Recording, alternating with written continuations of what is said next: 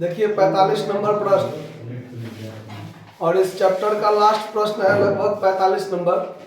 46 से आगे जो है वो है विविध बोर्ड में पूछा गया प्रश्न है, ठीक है। जो बिहार बोर्ड के अलावा दूसरे तीसरे बोर्ड सब है ना और स्टेट में, उसमें पूछा गया प्रश्न है। यदि आप 45 तक अगर बना लेते हैं तो आगे यदि नहीं बनता है तो कष्ट की बात है।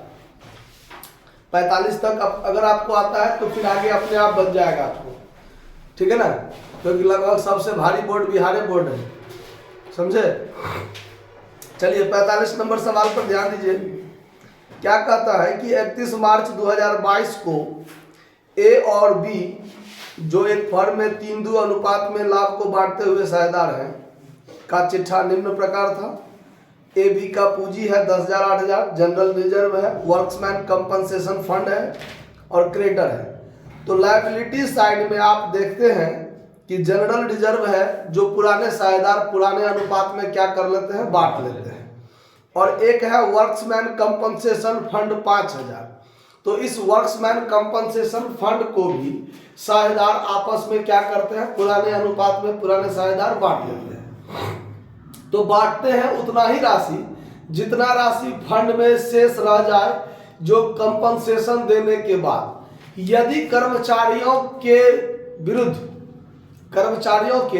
विरुद्ध कोई अगर क्षति का कोई दावा है, अगर कोई दावा है तो उस क्षति को पूर्ति करने के बाद जो राशि बच जाती है उसको पुराने साझेदार आपस में बांटेंगे। जैसा कि सवाल में चौथा पॉइंट आप देख लीजिए, कामगार क्षतिपूर्ति निधि के विरुद्ध 2,000 का दायित्व का निर्धारण किया गया है, ये पॉइंट दिया हुआ है ना।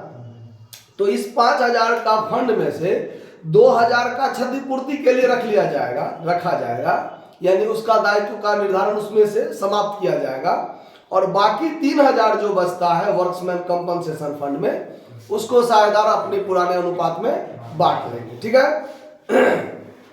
उसके बाद फिर देखिए एसेट साइड में plant and machinery, land and building, देनदार, स्टॉक और कैश, इतना आइटम है। आगे कहता है कि सी को लाभ में 1/5 हिस्से के लिए निम्न शर्त पर प्रवेश दिया गया है। संदिग्ध ऋणों के लिए आयोजन को 2,000 से बढ़ाया जाएगा। क्लियर कर दिया कि 2,000 से बढ़ाया जाएगा, मतलब नया में जो प्रावधान होगा वो 2,000 से होगा, तो 2,000 पूरी घाटा होगा ना। अब देखिए अगर ऐसा रहता, यहीं पर दो तरह की बातें हो सकता है कि संदिग्ध ऋणों के प्रावधान को 2,000 रुपया किया जाए, ऐसा भी रह सकता है 2,000 रुपया किया जाए। तो देखिए देनदार में 1,000 प्रावधान पहले से घटा है, बैलेंस शीट में घटा है ना, देनदार में से 1,000 घटा है ना। और अगर कह दे कि प्रावधान को 2,000 रुपया किया जाए तो नया में प्रावधान 1,000 ही होगा, क्योंकि 1,000 है ही, 2,000 किया जाना है तो 1,000 से 1,000 ही बढ़ेगा ना 2,000 होने के लिए, तो नया प्रावधान 1,000 से ही डिवैल्यूएशन अकाउंट में डेबिट में जाएंगे। लेकिन यहाँ क्या कह दिया है कि संदिग्ध ऋणों के प्रावधान को 2,000 रुपया से बढ़ा दिया जाए। अब 2,000 रुपया से बढ़ा दिया जाए, इसका मतलब कि 2,000 पूरी नया प्रावधान होगा, ठीक है। उसके बाद है कि भूमि और भवन का मूल्य बढ़ाकर 18,000 कर दिया जाए, मतलब भूमि और भवन 8,000 था, अब 18,000 हो जाएगा, तो 10,000 बढ़ा। उसके बाद स्टॉक का मूल्य 4,000 से बढ़ा दिया जाए, तो यहाँ क्लियर कर दिया कि 4,000 से बढ़ा दिया जाए, यानी पूरे 4,000 बढ़ेगा। मतलब पहले था आपको स्टॉक पहले कितना था, 12,000, अब 16,000 हो जाएगा, मतलब 4,000 से बढ़ जाएगा, तो ये भी फायदा हो गया। चलिए उसके बाद कामगार क्षतिपूर्ति के लिए 2,000 का दायित्व का निर्धारण है, वो तो बता ही दिए हैं। सी अपने हिस्से की ख्याति के लिए 10,000 नगद लाएगा, यानी प्रीमियम के लिए 10,000 लाएगा।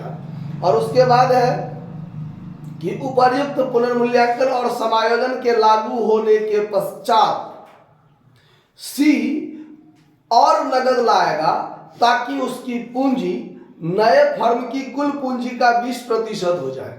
कितना हो जाए, 20% हो जाए। मतलब यहां पर आपको नया साझेदार कितना पूंजी लाएगा नहीं दिया हुआ है, पुराने साझेदार के पूंजी के आधार पर नए साझेदार का पूंजी का निर्धारण करना है, ठीक है। तो ऐसे में अगर मान लीजिए नया का पूंजी दिया रहता, नया का पूंजी दिया रहता और पुराने का समायोजन करना रहता, तो नया अनुपात निकालना कंपलसरी है, वह जरूरत पड़ जाएगा। क्यों? तो नया साझेदार के आधार पर पुराने का निकालेंगे, तो नया अनुपात में पुराने साझेदार का पूंजी का भी समायोजन होगा। इसको अगर कम होगा तो लाना पड़ेगा, ज्यादा होगा तो निकाल लेगा, लेकिन पुराना का पूंजी जो है वही रह जाएगा और उसके आधार पर नया का पूंजी निकालना है। ठीक है, तो आपको नया अनुपात निकालने की कोई जरूरत नहीं है, इसलिए कि पुराने साझेदार का जो पूंजी है वो पूंजी, अगर हम नए साझेदार का पूंजी 20% उसको हम देते हैं, मतलब पूंजी 20% होगा, इसका मतलब लाभ में हिस्सा भी उसका 20% होगा। 20% का मतलब कितना? 1/5 भाग।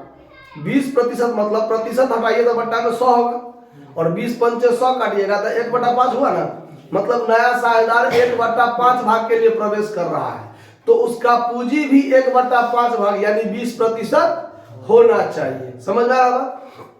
तो यहाँ पर आपको नया अनुपात निकालने की कोई जरूरत नहीं है, बस आराम से निकल जाएगा काम। तो सबसे पहला काम हम लोग करेंगे रिवैल्यूएशन अकाउंट बनाना। रिवैल्यूएशन अकाउंट बनाना।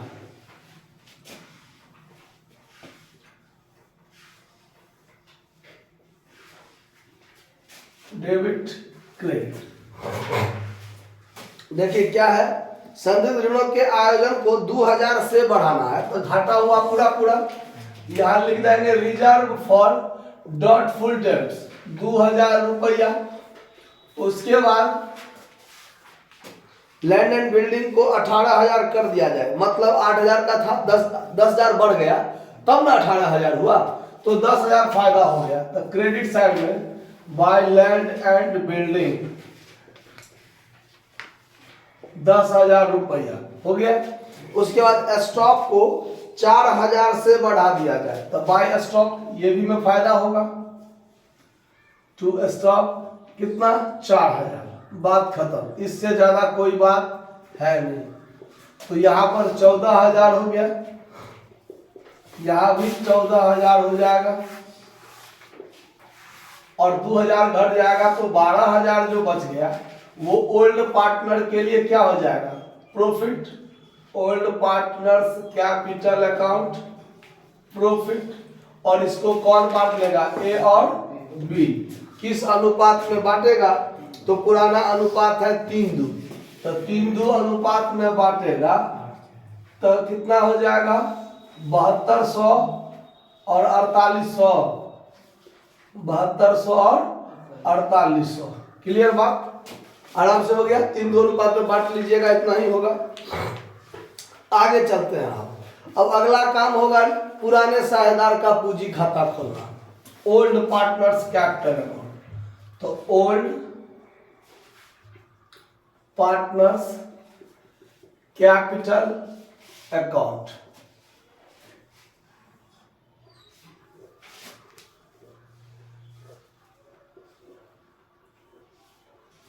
Debit credit particular A B, particular A B. तो सबसे पहला काम होगा कि बाय बैलेंस बीडी लिखेंगे। तो इसका पूंजी अगर देखिए तो कितना कितना पूंजी है? 10,000, 8,000। ए का 10,000 और बी का 8,000। उसके बाद है कि बैलेंस शीट के लायबिलिटी साइड में जो जनरल रिजर्व है 15,000, उस 15,000 को भी हम लोग बांट लेंगे।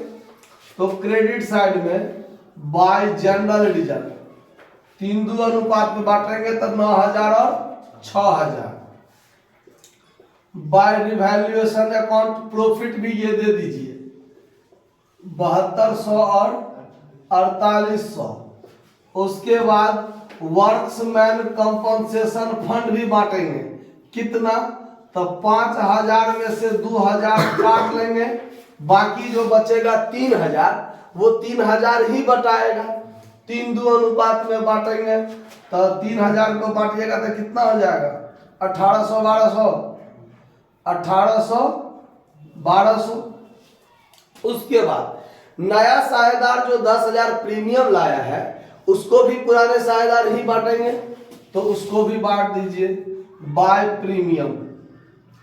तो प्रीमियम जो 10,000 है वो त्याग अनुपात में बटाता है, तो त्याग अनुपात भी पुराना ही हो जाएगा, होगा कि नहीं होगा? तो 3:2 अनुपात में बांटिएगा तो कितना होगा? 6,000 4,000, 6,000 4,000। अब तो नहीं है कि कुछ बांटने वाला, सब कुछ तो बटा गया, जोड़ घटाव कर दीजिए। अब इसको यदि जोड़ा जाए तो ये हो गया 7 1 8 1 9, 9 दूनी 18,000 हो गया ना, 9 दूनी 18,000, 18 और 6 24,000 और 10,000 यानी 34,000। थोड़ा जोड़ मिला लीजिएगा सही है कि नहीं है। तो ये हो गया 6 दूनी 12, 12 4 16 और 16 8 26,000। जोड़ ठीक है, 34,000 और 26,000।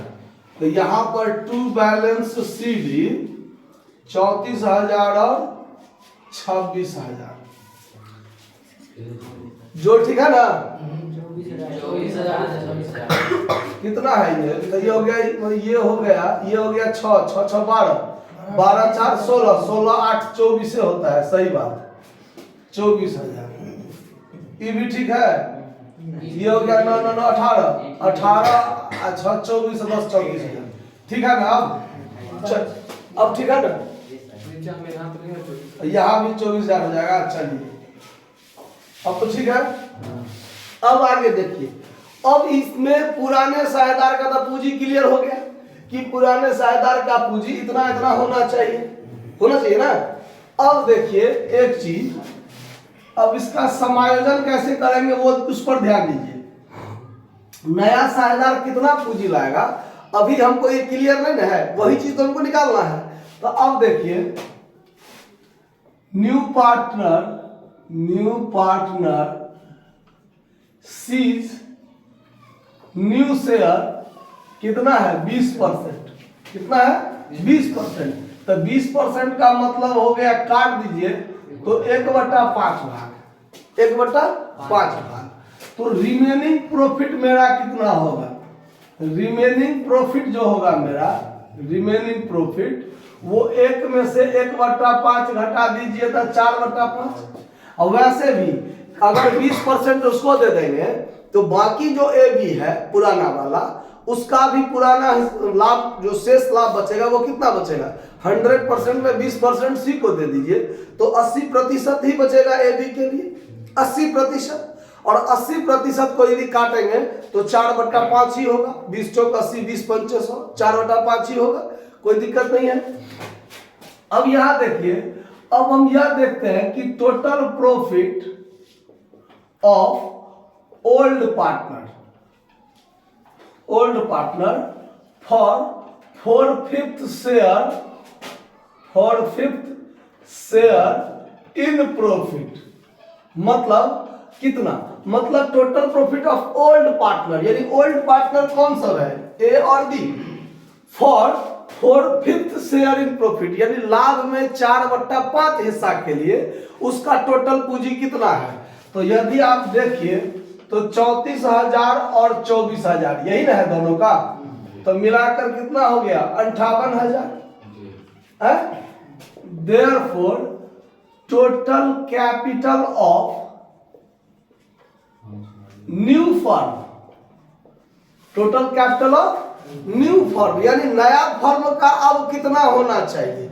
यदि 4/5 भाग के लिए इतना पूंजी है तो जब ये भी साझेदार प्रवेश कर लेगा तो एक प्रॉफिट हो जाएगा ना।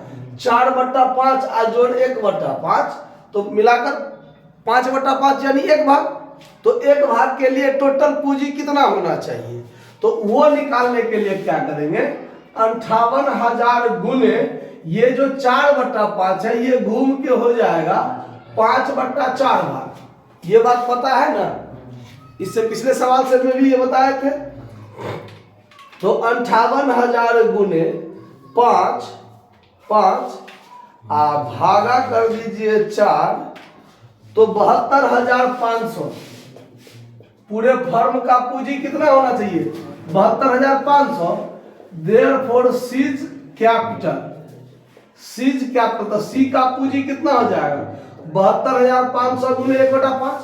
तो अब आप इसमें जो है 5 से क्या कर दीजिए, भाग दे दीजिए, तो 14,500।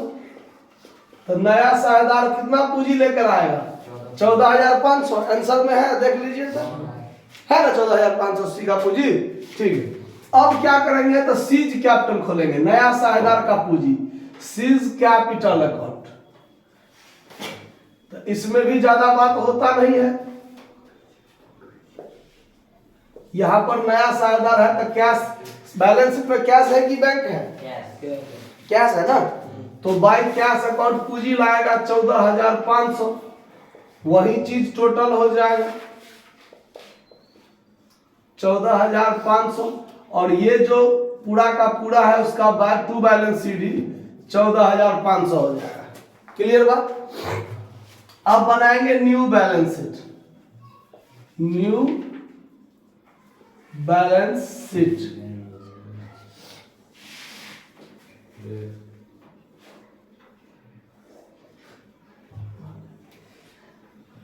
लायबिलिटीज साइड और एसेट साइड।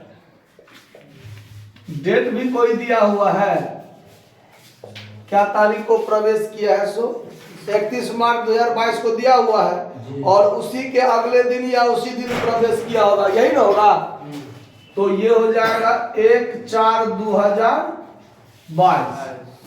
क्लियर, कोई दिक्कत समझने में। चलिए अब आगे ध्यान दीजिए, बैलेंस शीट में क्या होगा, तो जो पुराने बैलेंस शीट में आइटम था उसी को फॉलो करते हुए आगे बढ़ना है। तो सबसे पहले है कैपिटल, तो कैपिटल अकाउंट में पहले ए और बी दुइये को का था, अब सी का भी हो जाएगा। तब ए का कितना 34,000 और सी का 14,500, मतलब टोटल जोड़ेंगे तो 72,500, यही ना होगा पूरे फर्म का पूंजी। उसके बाद जनरल रिजर्व तक बटा गया, वर्क्समैन कंपनसेशन फंड बटा गया, लेकिन लायबिलिटी के लिए claim for workmen compensation, claim for workmen compensation थोड़ा शॉर्टकट में लिख दिए हैं, समझ जाइएगा आप लोग बात। कितना रुपया का दावा आ गया है, 2,000 का दायित्व का निर्धारण रह जाएगा जो हमको देना है आज न कल। अगर हम उसका पेमेंट कर देते हैं तो ये नहीं होगा, और एसेट साइड में से कैश भी 2,000 क्या हो जाएगा, घट जाएगा। अगर सवाल में रहता कि कर्मचारियों का जो क्षतिपूर्ति था उसका भुगतान कर दिया गया, तो भुगतान कर दिया गया मतलब लायबिलिटीज भी नहीं रहा, 2,000 से वर्क्समैन कंपनसेशन फंड तो घटेगा, लेकिन लायबिलिटी साइड में वर्क्समैन कंपनसेशन का क्लेम नहीं रहेगा। ठीक है, और एसेट साइड से 2,000 कैश भी क्या होगा, घट जाएगा। लेकिन ऐसा नहीं है, कहा गया है कि दावा किया है और उसके दायित्व का निर्धारण किया गया है, तो दायित्व का निर्धारण है मतलब दायित्व रहेगा, मतलब जब तक पेमेंट नहीं किया तब तक रहेगा, रख दिए हैं। उसके बाद क्रेडिटर है 12,000 का, क्रेडिटर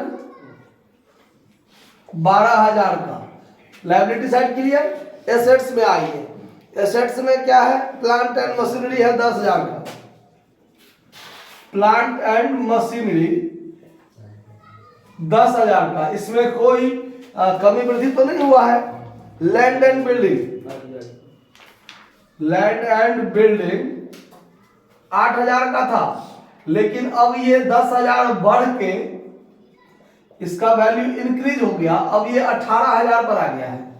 उसके बाद डेटर है, तो डेटर पहले से कितना था, 12,000 था, देखिए डेटर 12,000 था, अब इसमें पहले था आरडीडी कितना 1,000, लेकिन अब आरडीडी कितना हो जाएगा 3,000, अब कितना हो जाएगा 3,000, तो अब ये रह जाएगा 9,000। ठीक है, उसके बाद